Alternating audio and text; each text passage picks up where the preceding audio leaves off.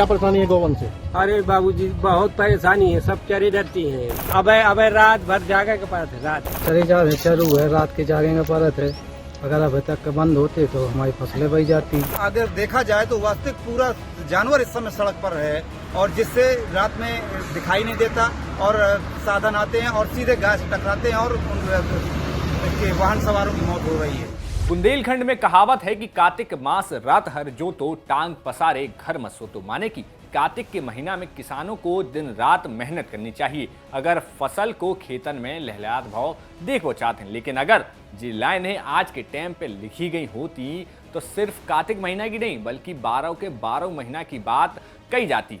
कैसे कहते हैं जौन सी पार्टी की सरकार है वो वादे तो खूब अच्छे अच्छे करत है, लेकिन हकीकत क्या है वो आज हम आपको दिखाई देते हैं। नमस्कार, हमारा नाम है मोहित और अपन लेके आए हैं बुंदेलखंड की खबरन से जुड़ो खास शो सवाल बुंदेली लेके। तो भाई साहब जो बात है हमीरपुर की, जिते देखो उते अन्ना जानवर आपको दिखाई दे जाए। कैसे के कहवे को तो सरकार ने गौशाला बनवाई है, लेकिन उनकी हकीकत भी ऐसी है कि एक जानवर आपको उनमें दिखाई नहीं मिले। तो फिर कितने मिले ये जानवर? ये मिले आपको उत्तर प्रदेश के महान साम्राज्य की सड़कन पे और किसान की खेतन में। बाकी बात भी जब आप अपने घर पे जा रहे होंगे तो हो सकता कि आपको अपनी गाड़ी से उतर के खुद ब खुद इन पशुओं को भगावे की जरूरत पड़ जाए। अब जब वीडियो को देख लो, हमीरपुर में नेशनल हाईवे 34 में एक दो नहीं बल्कि सैकड़न गाय सड़क पे डेरा डाले बैठी हैं। अब इन जानवरों से साइकिल गाड़ी वाले आदमी बच के निकल जाए तो भैया बहुत बड़ी बात है। कैसे कि इन अन्य जानवरों से टकरा के रोज सड़क दुर्घटनाएं देखने को मिल रही, जिनमें से सैकड़ों लोगों की जान अब तक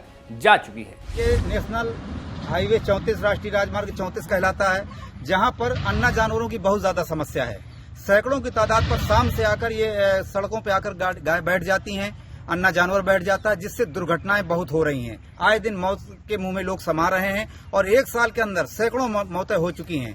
शासन प्रशासन गौशालाओं में बंद करने की बात तो कर रहा है, लेकिन अगर देखा जाए तो वास्तविक पूरा जानवर इस समय सड़क पर है और जिससे रात में दिखाई नहीं देता और साधन आते हैं और सीधे गाय से टकराते हैं और उनके वाहन सवारों की मौत हो रही है। वहीं जब हमने सरकारी गौशाला की स्थिति देखी तो यहाँ पे बिल्कुल चौंकावे वाली हकीकत हमें सामने मिली।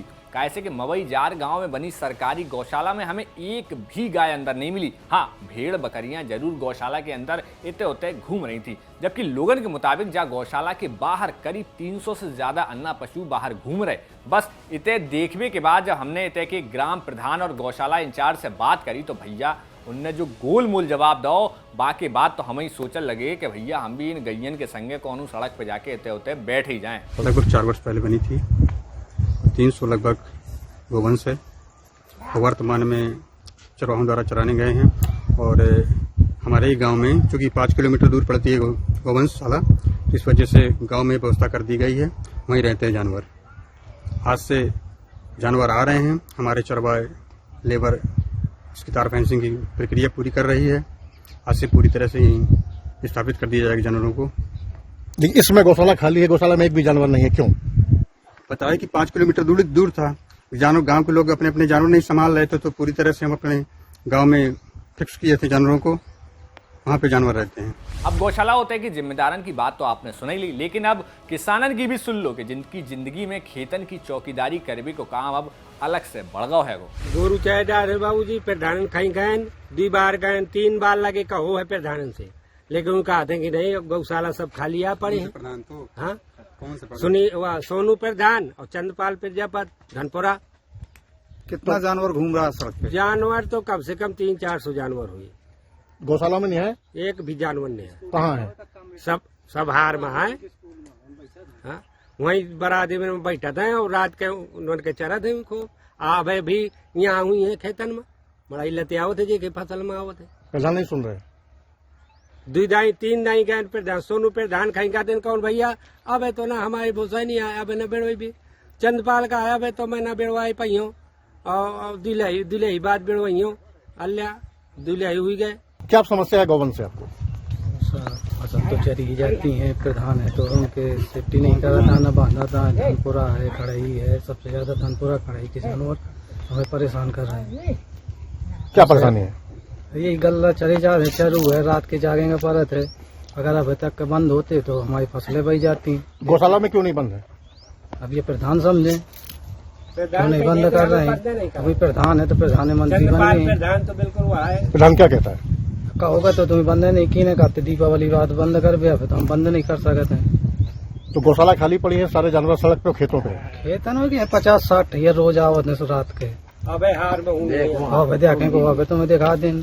इन अन्ना जानवरन की समस्या केवल हमीरपुर नहीं बल्कि बुंदेलखंड के तमाम जिलन में बनी भई है, जिते एक तरफ प्रकृति की मार झेल रहे किसान हैं तो दूसरी तरफ अन्ना गौवंश किसान की बर्बादी पे उतारू हैं। हाल के दिनों में जब 30 अक्टूबर को सूबे के डिप्टी सीएम केशव प्रसाद मौर्य गांव इतने जनपद पहुंचे थे तो उनसे जब इन बात पे सवाल करोगे तो सुनो उनका जवाब दो। हाँ, मैं जानता हूँ, इसमें मैंने बहुत कड़ा एक्शन जांच कमेटी बनाने के लिए कहा है।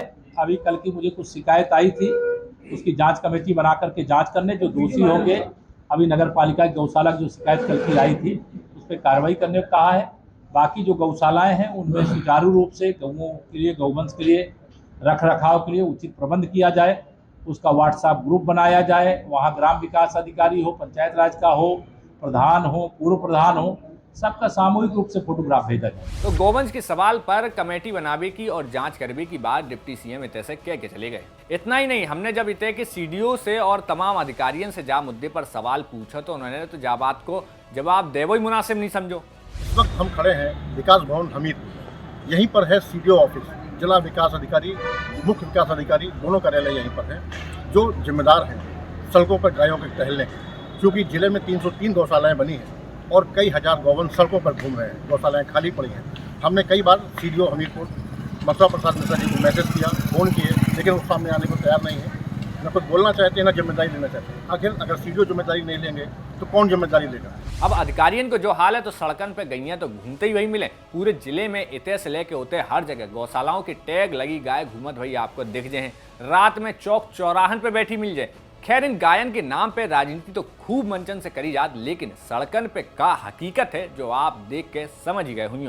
बुंदेलखंड की बात की जाए तो इतने पे 19 में से 18 सीटन पे भाजपा और उनके सहयोगी दलन ने जीत दर्ज करी थी, लेकिन बुंदेलखंड के किसान पर आज भी खेती करना संकट की मजबूरी बना हुआ है। अब जो बात देखे वाली बात है कि जिम्मेदार अधिकारियों से लेकर स्थानीय नेतन तक कौन जवाब को सुर्त लेते हैं और फिर सब स्थानीय समस्याओं से मुंह मोड़ के पीठ दिखात भय चले जाते हैं। तो भैया जो खबर भेजी थी हमीरपुर से हमारे सहयोगी नाहिद अंसारी जी ने, अब आप हमें कमेंट करके बताओ कि हमारा शो सवाल बुंदेली आपको कैसा लगा, और अगर आपके आसपास भी कोई ऐसी खबर है जो हम तक आप पहुंचावो चाहते हो, बाकी लाने भी आप कमेंट बॉक्स में जरूर लिख दो। तब तक अपन चल रहे, कल फिर मिलें आप सबन की नई समस्या के संगे जो कि सरकार तक पहुंचावे की बेहद जरूरत है। नमस्कार।